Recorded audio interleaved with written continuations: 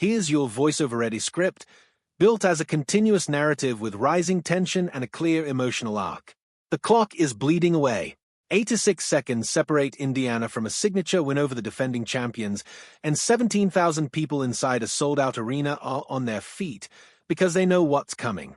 They always know when Caitlin Clark has the ball in her hands with the game on the line. This is the moment the WNBA built its entire primetime slate around. Two superstars, two different paths to greatness, and a rivalry that refuses to cool down, no matter how many times these two teams meet.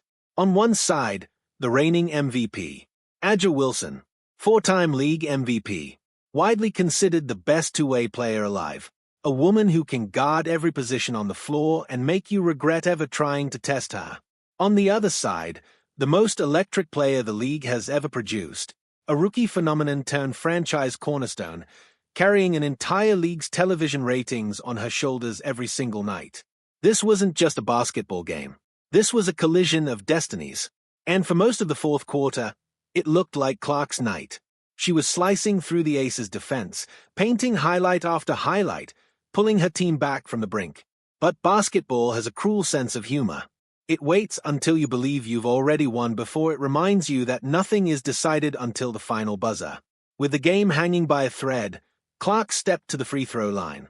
2 shots, 2 chances to bury the defending champs and walk out of that arena with a signature road win.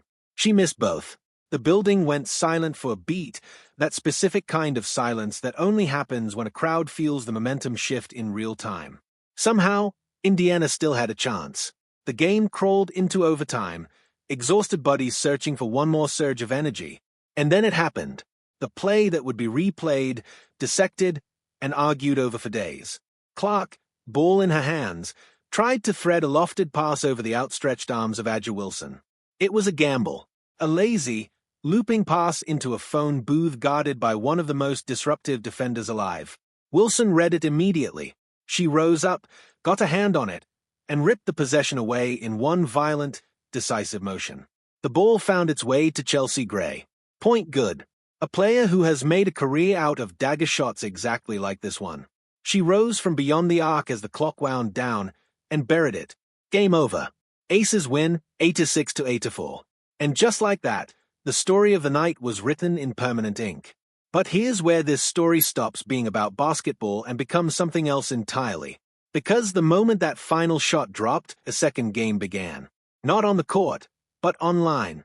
A war fought in comment sections and quote tweets, where a single defensive possession became a battlefield for something much bigger than one turnover. Clark's fans could not accept what they had just watched. Instead of processing a hard-fought loss to a championship-caliber opponent, thousands of them turned their fury toward the officials. They combed through slow-motion replays of the strip, insisting they'd found the smoking gun. A phantom foul. An uncalled hook. Proof, they claimed, that the league was rigged against their star. Words like rigged started trending. Accusations flew that referees were protecting Wilson because of some unspoken agenda. What started as basketball analysis curdled fast into something uglier, with some voices going so far as to suggest the league itself was working against white players, an accusation that ignores an entire history of white superstars who have dominated MVP races for over 2 decades. And on the other side, fans pushed back hard, mocking the outrage, pointing out that Clark has led the league in turnovers for a reason, that she's aggressive to a fault, and that getting out-muscled by the reigning Defensive Player of the Year isn't some grand conspiracy. It's just basketball. Elite basketball, played by elite competitors, and sometimes the better defender wins the possession. The noise grew louder by the hour.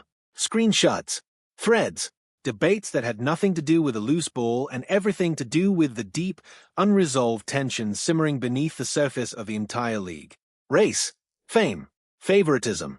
Every camera pointed at Caitlin Clark seems to reignite the same explosive conversations, whether she wants them to or not.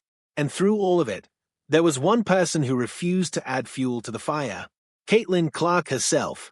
When the media surrounded her after the game, waiting to see if she'd point fingers, waiting to see if she'd mention the no-call her fans were already turning into a scandal, she did something that quietly stunned everyone in the room. She took the blame. All of it. No excuses. No blaming the officials. No mention of a phantom foul. Just 5 words that cut through all the noise her fanbase had spent the entire night manufacturing. It was me that made costly errors. That's it. No spin. No deflection. Just a competitor looking directly at her own mistakes and owning every single one of them. And in a strange way, that response became the real story. Not the missed free throws. Not the turnover. Not even the loss itself. It was the fact that in a moment tailor-made for excuses, in a moment where an entire army of supporters had already built her an alibi, Clark refused to use it. She didn't need the manufactured controversy. She didn't need the phantom foul. She stood in front of the cameras and simply said, "This one's on me." That's the paradox at the heart of Caitlin Clark's entire game. The same fearless, reckless aggression that makes her must-watch television, the no-look passes, the logo threes, the willingness to attack the tightest of windows, is the exact same trait that leads to nights like this one. She is, as one fan put it perfectly, the gift and the curse. Electrifying enough to drag a franchise back into national relevance, and still raw enough to hand a game away in the final seconds. But maybe that's exactly why people can't look away. Because greatness is never a finished product. It's a process, built one brutal lesson at a time. Clark isn't chasing perfection. She's chasing growth. And on this night, growth looked like standing in front of a room full of reporters and refusing to hide behind the very excuses her own fans were desperate to hand her. The road doesn't get easier from here. Chicago is next, and the schedule only intensifies as the postseason picture sharpens. But if this loss revealed anything, it's that the player at the center of this storm understands something her loudest supporters still haven't learned.